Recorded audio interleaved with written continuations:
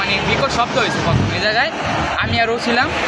পরে এখান থেকে একটা গাড়ি উঠে আসে, দেখলাম এই জায়গায় পড়া উল্টেই গেছে গা, এটা লোক উঠে থেকে বাইরে হয়েছে, কেউ ছিল না, ও আর আমি আসছিলাম। তারপরে মানে লোকটা উঠে দাঁড়ানোর পরে বলতেছি কি আমার বাবা ভিতরে, তারপরে আমরা বাইক করলাম। পরে দেখি মানুষ আসছে অনেক, আর পুলিশের গাড়ি আসছে একটু পরেই, এই হয়েছে। আর কেউ হিট করে না ওনাকে, আশেপাশে কোনো গাড়িও ছিল না।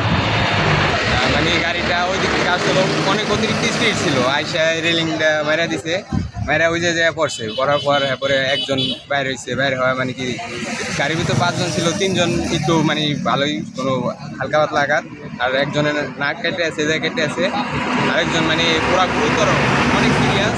মানে আমরা প্রথম বাইক করার পর মনে করছি শেষ, বাবাই হাত না দেওয়ার পর আমরা হাসপাতাল পাঠাচ্ছি।